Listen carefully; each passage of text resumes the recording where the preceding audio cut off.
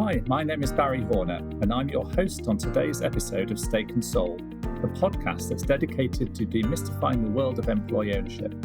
Stake refers not just to the financial or beneficial ownership, but also to the vested interest, the sense of responsibility, and the feeling of belonging that comes with being an employee owner. Soul is all about company culture, the values, the shared purpose, and the human connection that are amplified and shaped by employee ownership. Soul is the company's silent language. Join us for Series 1 as we sit down with business leaders and CEOs who have successfully navigated their journey to employee ownership. Welcome to the Stake and Soul EO podcast, the show where we dive deep into the world of employee ownership and the people making it happen. Today, I'm absolutely thrilled to be joined by a true pioneer in the world of outdoor gear and a champion of sustainability. My guest today is Adam Arnold, the CEO of GearForm, the parent company of Nikwax and Parama, names that will be familiar to anyone who loves the outdoors. Under Adam's leadership, Nikwax has continued to maintain its reputation for producing high-quality, high-performance, waterproof products while strengthening its deep commitment to environmental responsibility. At the same time, Parama has continued to develop and produce high-performance outdoor clothing trusted by both enthusiasts and professionals that are ethically manufactured by employee owners, which they call partners, in their factory in Colombia. Adam became CEO in 2022, the same year as the business became employee-owned. Since then, he has been a key driver in Parama and Nikwax's evolution to employee ownership that continues to champion their historic values around sustainability and ethical manufacture. Adam's vision has been instrumental in the ongoing development of the group of companies. He is a leader who understands that a business can be both profitable and purpose-driven, and that empowering employees is the ultimate way to secure a legacy and ensure long-term success. Adam, welcome. Great to have you on the podcast. Thank you for joining me. I think for you, it's is it around 5-6 o'clock where you are? Because we're not in the UK. Yes, just on 5 o'clock here in Thailand, where I now live. I visit the UK 4 times a year for business. I also go to our Seattle office once a year, and our Colombian office once a year in Bogota. Okay, great. So tell me, let's sort of dive in a little bit into your background and how you got involved in the business. So where does that start, Adam, in terms of what led you to Nikwax and Parama? So a couple of really fascinating businesses. My eldest son is big into outdoors, so he was a ski instructor in Chamonix for a bit. So I've been sort of exposed to a little bit to the sort of outdoor life. But what got you involved in these quite unusual businesses, but very successful businesses?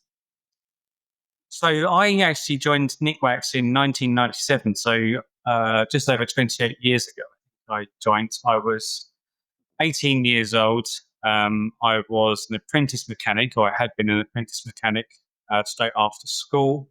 I left that job for creative differences, shall we say.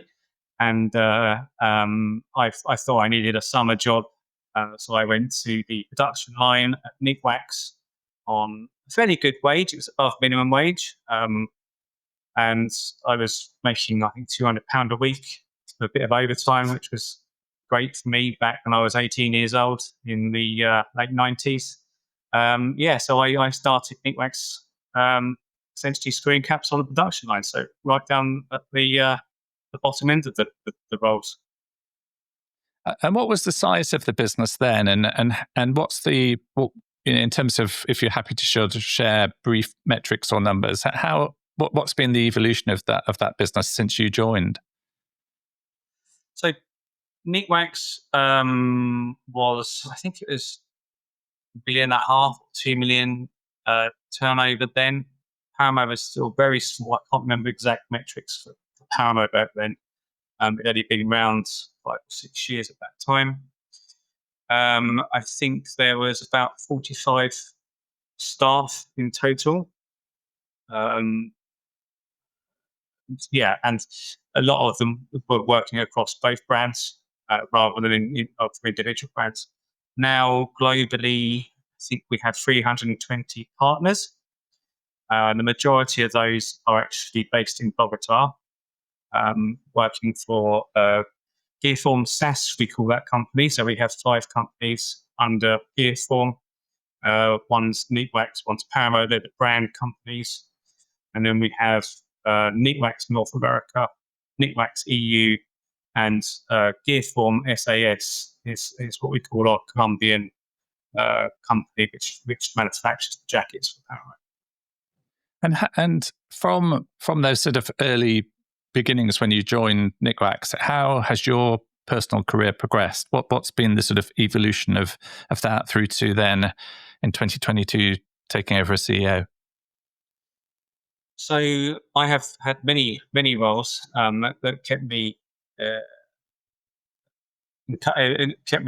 willing to continue working for the business. That was one of my main attractions for me, that I could develop, progress. I think a significant progression for me was becoming production manager, probably in about 2003. Again, still for Nikwax at this time. Then I moved to the supply manager and had that role for 5 or 6 years before becoming the operations director for Nikwax in 2016. That was a particularly bad year for us in terms of profitability. I think we made around £70,000 across the group. The next year, we had our best ever year at £900,000, which was pretty significant for the size of business back then. I then moved into the commercial director role for Nikwax, and then started my group roles in about 2018-19. So I was the group chief operating officer. So that was covering both brands, which I had through until 2022, where I became the GearForm CEO. Amazing. And in terms of the growth of the business, obviously there's been clear trajectory in terms of the different roles that you have taken on. But have both Nikwax and Parama broadly grown in the same way, or has one significantly accelerated past the other one? Yeah, so I think Nikwax has grown faster for lots of different reasons. It's now about 19 million revenue across 50 different countries. Paramo is just over 5 million revenue, but only largely based in the UK. We're just starting to sell into North America. Yeah, Paramo has grown significantly in the last 3 years since becoming an EO. It's kind of stuck around the 4 million between 2010 and 2022. Right. But it's now nearly 5.5 million. So it's grown 500,000, well, which is quite significant when we're talking about some real revenues each year since 2022. Yeah. And in terms of clearly 2022 is a big year, both for the business and for you personally taking over as the CEO. How involved were you in the discussions around, or maybe a better question is, what led to the decision to become employee owned? What was the catalyst for that? Was it retirement of the founder? Just talk us through a little bit that whole process of how you evaluated various options and then ultimately how you came out with employee ownership being the best option for these businesses. So Nick had expressed to me probably the first time in 2017 or 18, so quite early on in me working closely with him. So I think it was around 2018 or 2019 we started to consider our options. We looked at a normal sort of management buyout between 4 or 5 of the directors, and we were planning that for about 6 months before John, Nash, and I went to Nick and I said we're not that happy with this route.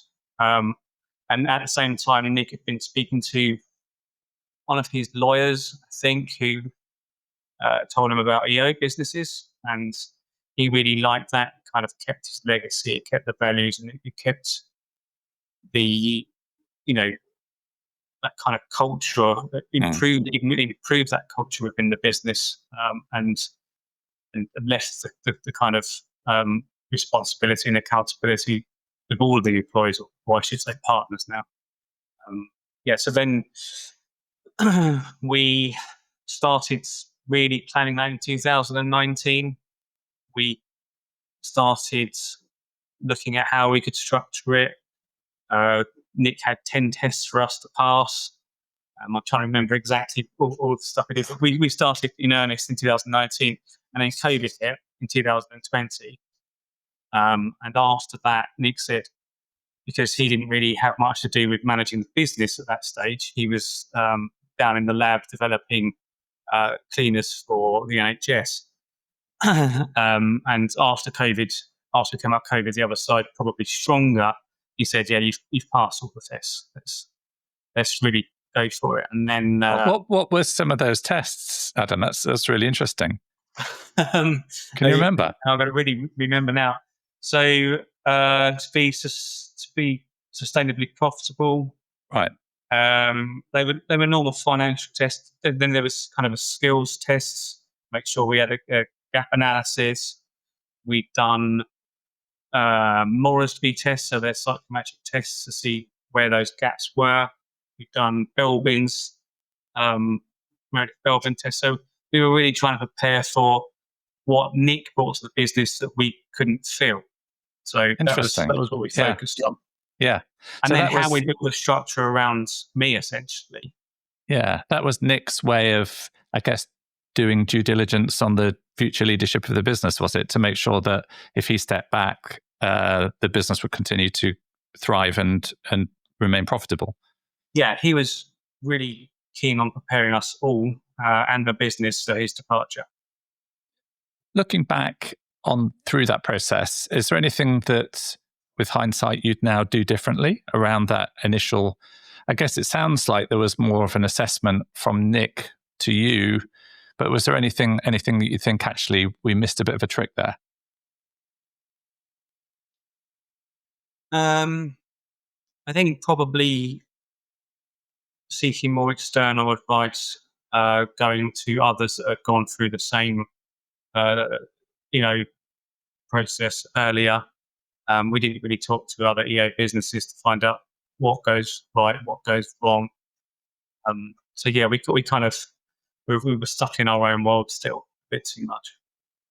Did you do any sort of almost what you might call reverse due diligence on Nick? Because it's one thing him being comfortable that you were going to continue to lead the business, but also there's a degree, and I speak from as a former CEO, there's a degree to which the two parties need to play their part. Was there any coaching or anything for Nick to make sure, or to try and encourage him to let go? Although I don't fully agree with what Nick was saying, he said he would not have any problems with letting go of the business. I think it was CEO. Yeah, I think it probably was more of a challenge than he would like to admit. But he did eventually let go, and he's happy doing his own thing, running another charitable company now. So right. So how long did Nick stay in the business for post 2022 when you became employee owned? So I think he was there just over a year. He was working for us on a consultancy basis. So yeah, he took on projects for us. He'd done some analysis on UK sales, for example. Right. And what was the communication between the two of you like in terms of, don't mean the quality of the conversation, but more, did you agree that you'd meet weekly, monthly? What was there a sense of actually now it's over to you, Adam, you're now able to run the business? Or what was the sort of rhythm or cadence that you put in place to try and encourage that release from Nick, but also making sure that you had all that you needed to lead the business? I think initially we put in some of those meetings where we were still meeting weekly. They faded away, unfortunately, and I think that was possibly a mistake on both our parts. Which eventually kind of meant that Nick went sort of one way and I went the other way, and finally we agreed that we'd separate, and Nick left the business eventually. Sure. Thanks for that. In terms of we're talking about the process that led up to becoming employee owned. You evaluated various options. Employee ownership then looked like it was the right structure for the business. And what changes have you implemented in terms of corporate governance as a result of those changes? We're now 3 years into employee ownership. What's the sort of decision-making structure, and how, with a very diverse group of partners, not only across various continents, how do you empower them in terms of decision making and encourage them to actually, you call them partners, to feel like partners?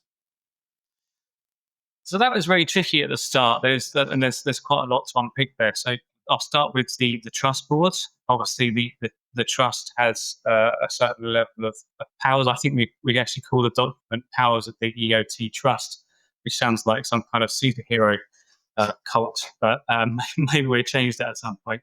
So there are certain things where the directors of GearForm, inform the trust. There are some things we consult on the trust, and there are some things that the trust need to approve. I'm sure you're probably aware of those touched things, Barry. Yeah. But things like the yearly budget will go for approval. So there's that governance structure in place, and that was in place quite early on, but has been revised a few times where we're finding our way. And I have a really strong relationship with Ian and Chris, who are independent trustees, and our partner trustees as well. So we maybe overshare a little bit. But I think that's a good thing. I think we decided early on, because our business is across lots of different countries, to spend a bit more time, in particular with the independents, but the whole trust board, actually involving them in why we're going this way of our strategy. So we had some strategy days where we actually paid the independent trustees extra just to get them up to speed with how the business operates, where we want to go. And that really, I think that really helps us bridge that kind of gap, because I think it's really important that the independent trustees are, in particular independent trustees, but not just the independent trustees, the trust is up to speed on how the business operates. So they're in a position to be able to approve those quite large sums of money at times, sure.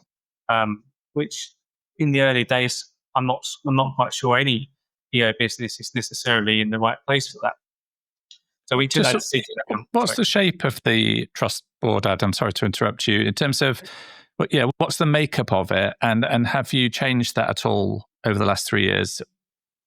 So originally it was one trust member from the directors, 2 independent trustees, and 2 partner trustees. So it's a group of 5.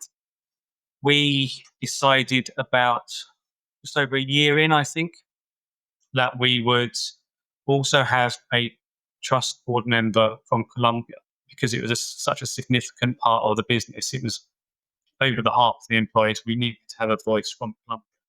So we added a partner trust role to the board, and went through the voting from the partners in Colombia. We also set up an additional council. I think it was just before we had a new independent trustee, new employee trustee. We set up an additional council. So Colombia have their own council, and then we have the global council as well. Okay, and in terms of that's you've got the trust board, the main board, and then do you have other?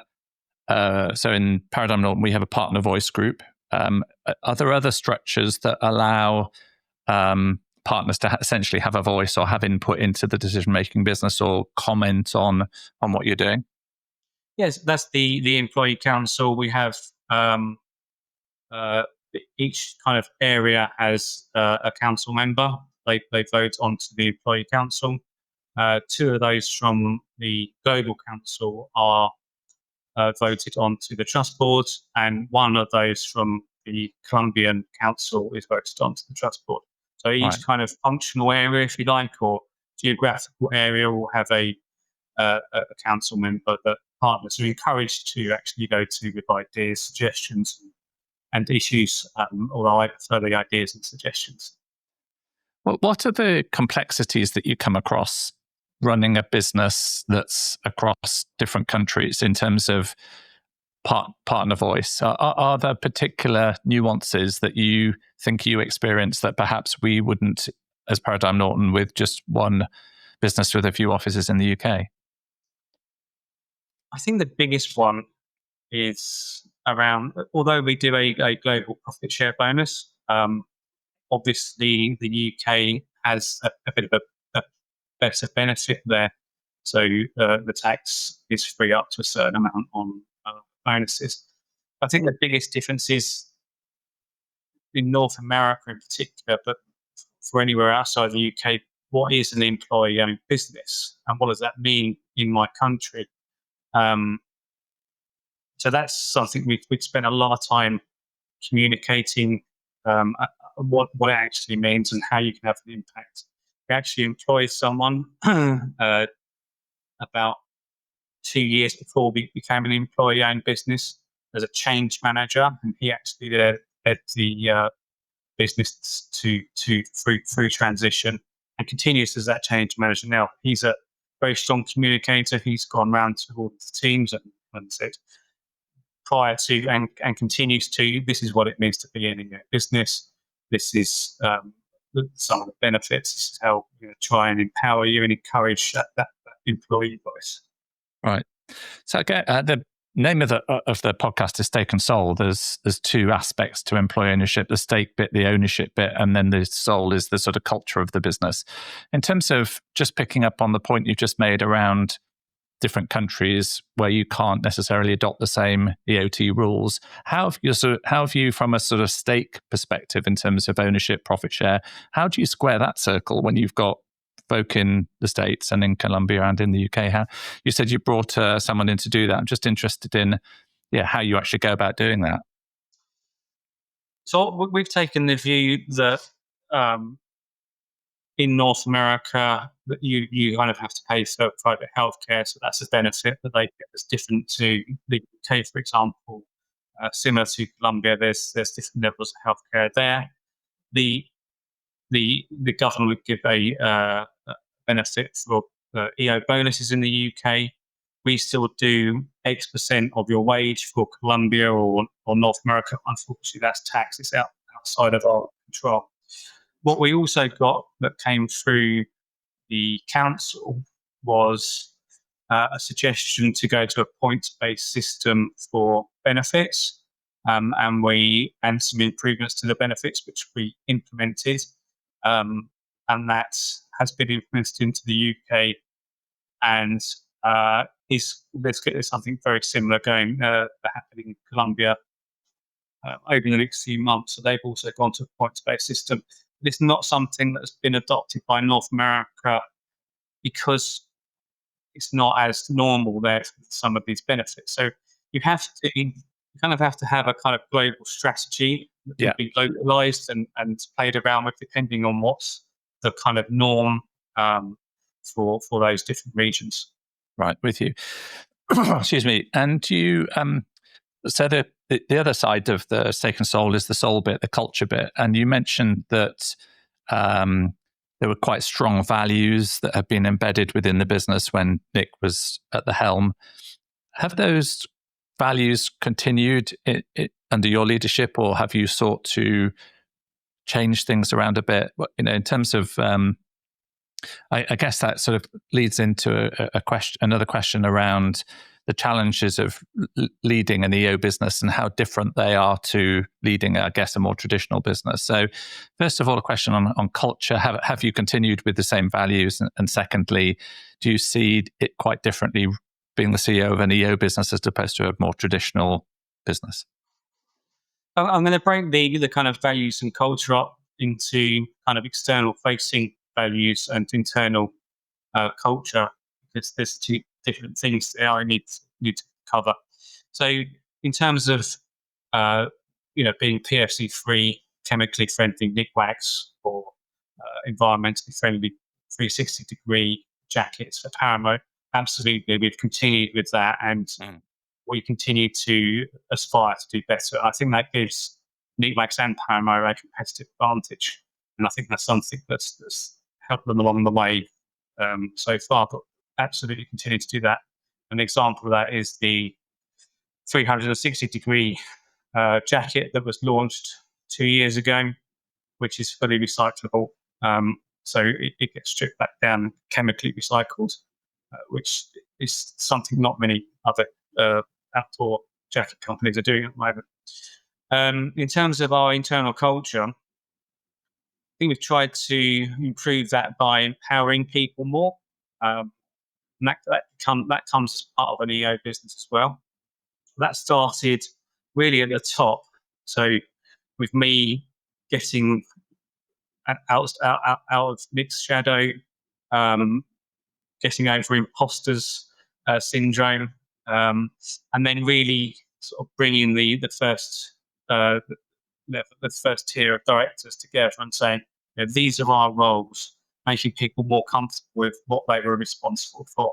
And that's sort of drip feeding down. Has taken time. It's not something you can do overnight. I think 2 or 3 years to really start to empower those middle managers and get them thriving as well, and taking responsibility and accountability. How have you done that? I think listeners would be interested in that, in terms of the culture of the business, taking over from Nick, all the changes that you've had to process. How have you gone about? So, I mean, I think it's difficult enough in one office, in one location. How do you go about that challenge across leaders, across multiple jurisdictions, in terms of essentially they all feel like they share the same values, they all believe in the same things, and they all have the same, I guess, reason for being? How have you got any insights in terms of how you've gone about doing that, and where you've had success? Drop the ego, in short, but understand that you are not the expert at everything, and listen to others. I'm not a marketeer, so we have Laura Ball, who's a great marketeer in the UK. We have Heidi Allen, who's a great marketeer in North America, and listen to those experts. Don't think you can do everything. Same applies for the sales area. The same applies for the HR area. You are not the all-knowing expert on everything just because you're the CEO. So listen to your team, allow them to take decisions. Maybe that's not the same decision as you would take, but if the outcome of the goal is the same and you're aligned there, then allow them to take a decision. Also allow for mistakes. We don't want too many, but mistakes are actually good, because hopefully we learn. People learn from them. Brilliant. In terms of, there's often a lot said in employee-owned businesses around encouraging an owner mindset. And I think it's a really interesting one, because I don't think just because you in 2022 became employee-owned, immediately people start to think and behave as partners. And I just wondered if you'd done anything in the business by way of encouraging people to have that owner mindset, partner sort of mentality, where they are more minded of, actually, if I do this leads to higher profitability, or we're all in this together. Are there any insights, again, that you could share around that owner mindset piece that you've put in place that's been particularly successful? It's just an area we've worked a lot on over the last 3 years. It started with the councils. Initially, I feel that it was more a complaint area. So you used to get things come up through to the trust board about light bulbs not being changed, for example. So it's first of all sort of establishing where the lines are. This is meant to go to the line manager. This is where you bring things to the council, and then it's trying to kind of encourage that solutions-based ideas that come through the council. Why do you want to do this? How is it going to improve the business? And really kind of encouraging that and listening to those ideas. I think there's still work for us to do there. Absolutely. I think we can improve in terms of our communications. That is quite complex, being global. So we have a quarterly meeting where we don't have huge amounts of time, and we're trying to fit in all of the normal business KPIs from each different area, and then try to also say, we're an employee-owned business as well. So we need to think about how we incorporate that more into our overall communications rather than tagging it on to the end of finance meeting or whatever's going on. So it's an area where we've tried a lot of different ideas. I think things have improved, but I still feel there's more improvement to make there. We've just briefly touched on sort of information sharing, and clearly in an EO business, there's a huge, quite rightly, level of transparency because they are the beneficial owners of the business. How far have you pushed that? And in terms of transparency and openness around financial metrics, what do you share with the partners? And what are the challenges there where you're dealing with folk in the US, the UK, Colombia, where standards of living must be so different? How have you sort of managed that process? So every quarter we present the P&L for the group. So where we the budget, where we what we achieved, and then we also present what we're forecasting to do next. So we split out into buckets. So sales revenue, cost of sales, payroll, marketing, and other overheads. So you need to balance it correctly, so you don't go into too much detail and go into a full P&L, and into kind of buckets that people understand and can digest. We also share where we are in terms of our profitability and how we're tracking towards bonuses, because I think that's something key for employee owners to understand. In terms of how we do that and cover it across different areas, that is a challenge. We do present our accounts in pounds, which probably doesn't mean as much to people in Bogota on Colombian pesos as it does for the people in the UK. So there is still some work again on making sure that that's understood in the different geographies of our group. And how are you? And again, share this or not, we can edit it out. Are you, as a business, paying deferred consideration out at the moment? Yes. Yeah. Okay. So just a question would be around the challenges of. So you're the incoming CEO in 2022. You're trying to build a business, grow top line, grow margin, etc. Whilst at the same time you've got a cash drag in the business and paying out the previous owners in deferred consideration. How much of a challenge has that been for you, Nick? And do you feel that as a CEO, you are able to genuinely sort of grow and develop the business, or is there always a sense of actually sort of one step forwards, two steps back because you've got the deferred consideration to repay? Couldn't have expressed that better. But yeah, it's a challenge. But Nick was quite generous. He allowed the deferred consideration to be paid over 10 years. He also, I think he's going to be okay with me sharing this. He also took a knockdown price what he probably could have got elsewhere. Right. So it is still a bit of a drag. It's great when your profitability is high because it seems like everything's going really well. But then we had a particularly dry and warm year this year. Our profitability isn't up as high as what we would like. So it's meant some of those development pieces have been pushed back. It's quite difficult to get additional loans when your balance sheet has doubled. I know we structure it in a way to not show it on your balance sheet, but banks aren't CMO or investors. So yeah, it is a challenge. I would love to pay back the deferred consideration faster. It's one of our things that we would like to push forward.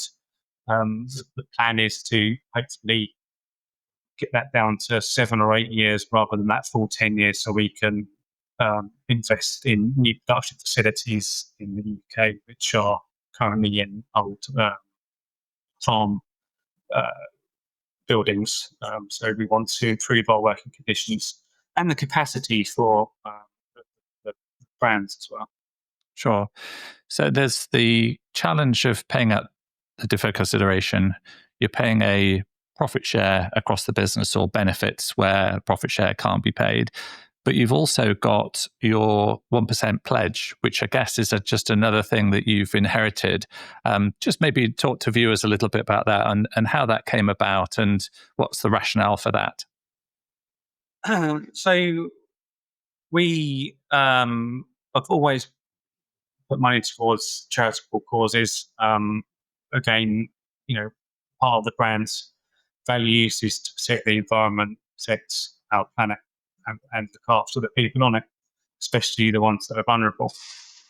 So we actually pay 1% of our revenue to a company called Green Levers, which is run by Nick Brown, actually. It was something we started when he left the business and agreed to. That money has started to go already to some of the social aspects, some of the stuff that's close to our hearts, as well as Nick, which is vulnerable women in Colombia. So when I'm talking about vulnerable women, that's taking women off the streets, getting them out of prostitution, and giving them funds and support, emotional support, and potentially a way to get a job in a company.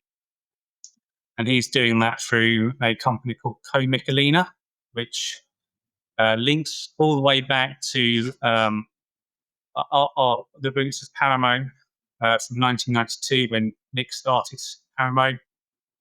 He found a company called Creaciones Michelinas, who is run by some sisters, and that's where he took the analogy jacket and had that produced from Colombia from that day. But they were already taking vulnerable women and giving them work way back in 1992. And some of the sisters who used to be at that establishment are now working for Co-Michelina, which is a really great cause. And we're really happy to be part of that story. Brilliant. That's absolutely amazing. In terms of thinking of advice for other businesses that perhaps are looking at becoming employee-owned, looking at the journey you've been on, you mentioned earlier that perhaps you didn't reach out to other EO businesses, or there's maybe, and again, we would echo this in the early days, it was sort of, we didn't really know who to turn to. But if there were a few or any areas of advice, having now gone through the process, you're 3 years in, if you were to do it all over again, are there any particular areas where you feel actually that was an obvious thing we should have done or could have done? I think they, again, break this up into two pieces. I think there's some things that I would say we done really well, which was preparing our board, preparing our skills sets. We also brought the independent trustees in 9 months before we transitioned to start to get them up to speed. And we also hired someone that was completely focused on the transition. What I would advise people to consider on top of those is that we didn't do was emotional kind of support for especially the founder, and maybe a work coach or something along those lines. And for the new CEO, a work coach, especially if there's someone from within, that external support, so they've got some external support. Brilliant. And if there was one single piece of advice for someone considering the EO journey, would there be anything else that you'd say that, by way of just general advice? I covered a lot in the last answer, Barry. I'm not sure I've got any more. No, that's absolutely fine. we covered a little bit earlier around the transition from Nick to you. 3 years in, what does, in terms of the evolution of the business from an employee-owned perspective, are there things that you now, perhaps having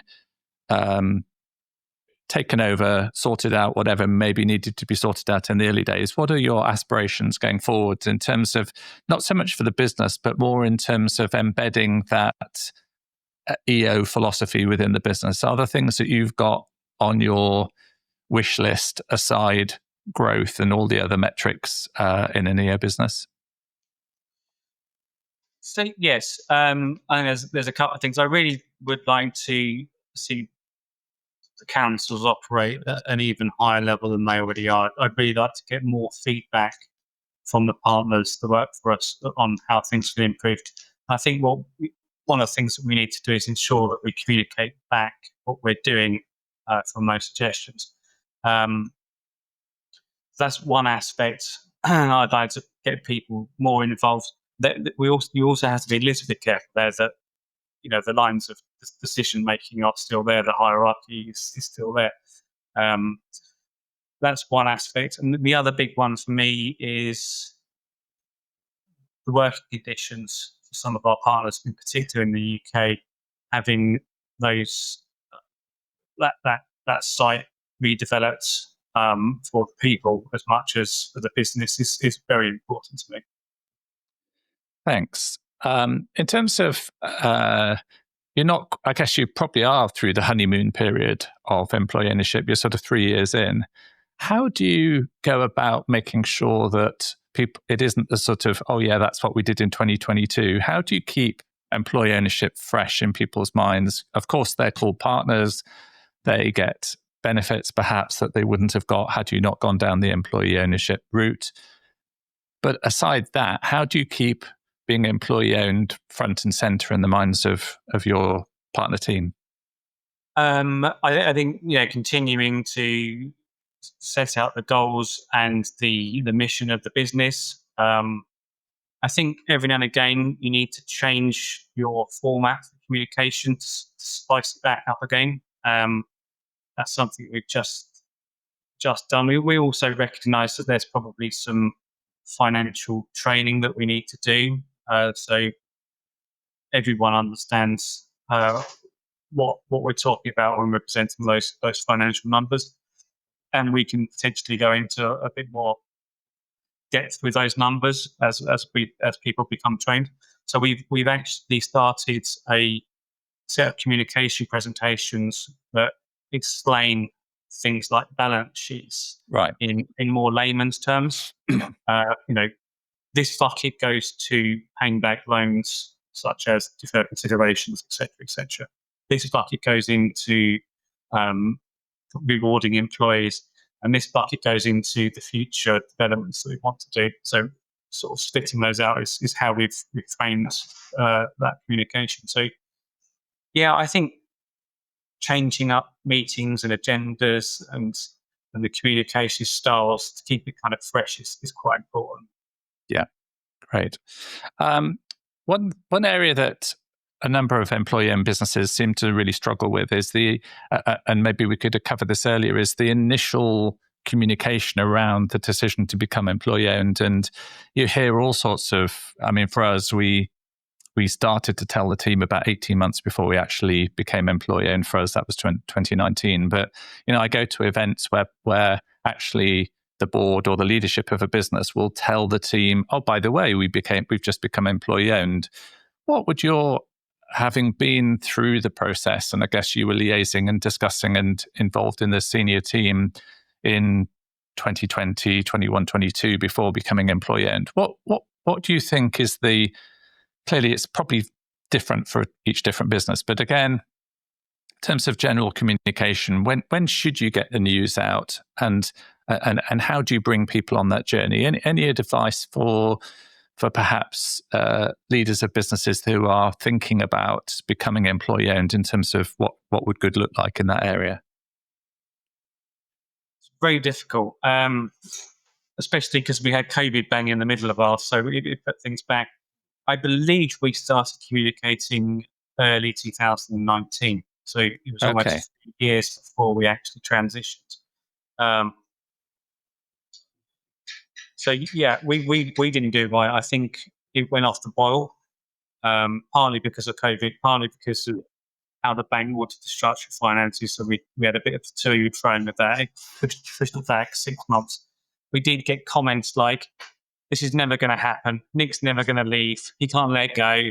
All of the kind of obvious ones that you expect to hear when something as significant as that gets pushed back. So I would say there's probably no perfect time when you got most of the ducks in a row, if you like, and you're fairly certain it can be done. Yeah. Um, the owner, founder, actually really is committed to it as much as the board of directors who are going to stick around. Um, that could be 6 months, that could be a year, that could be 18 months. But I think it's important that you are 99% sure it is the way forward and you can make it work.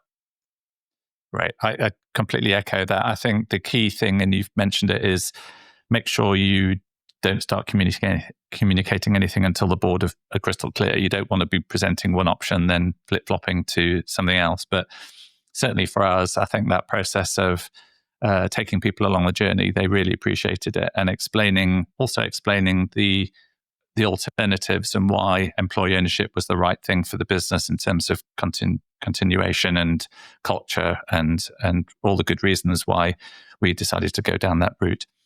Before we just move on to a few final quick fire espresso shot questions, anything else, Adam, that you think we should have covered that we haven't covered? Stuff on your mind, areas within sort of the business to do with employee ownership you think actually be really good to just chat that through for a couple of minutes?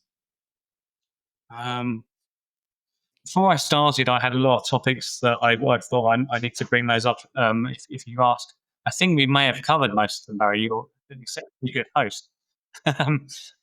Now I'm ready to go on to the quick fire espresso. Okay, so finish the sentence. Employee ownership is a great way to maintain the core values of a business. My biggest EO surprise was becoming the CEO. Okay. Doesn't have to be a EO book, but one book every aspiring owner should read. I don't know if you're a book reader. I'm gonna. No, I don't really read books that much anymore.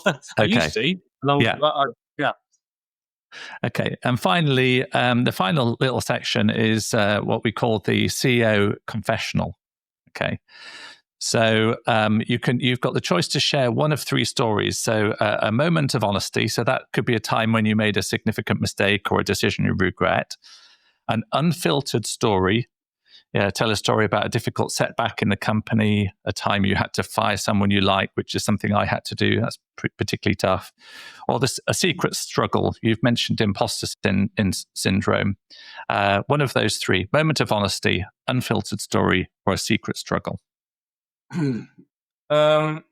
Secret struggle, I think I'll go with. Go for it.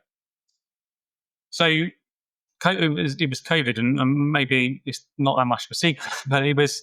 I felt I was holding it in as much as I could. But at that time, as I mentioned, Nick was busy in the lab and trying to make another revenue stream for a very good cause. He left the operations to essentially a smaller board back then, with me in charge, and I had to completely change management styles. So I became more of a dictator type position because we needed to make decisions quickly. I was working at home in a flat above a shop in Wadhurst on a coffee table with a laptop without a mouse, 12 to 18 hours a day, working on proposals for banks, scenario planning, and yeah, I actually got alopecia as a result of that level of the stress. So Yes, Oh, I wow. think I kept it a secret at the time, which Yeah. is why it was a secret, but it became pretty obvious a year after COVID kicked in, I think. So yeah, that was a tough period of my life. I sacrificed a fair amount and tried to hide the stresses to the rest of the company, purely because everyone was going through enough of their own independent challenges. Thanks for sharing that. That's really tough, isn't it? There's often struggles that we go through, both personally or as CEOs, where you just sort of have to wrestle through. But that was a particularly tough period for you and for the business. So really appreciate you just candor in sharing that with us. So that's the end of the podcast. Thanks, Adam, so much for your generosity in sharing both your story and the story of Nikwax and Parama. I think it's been incredibly interesting. I think there's some real excellent insights for others who are either on the journey or looking to become employee owned. So really appreciate that, and hope you have, well, it's more towards the end of the day for you rather than the start of the day for us in the UK. Yes. But really appreciate your time. Great. Thanks so much, Barry.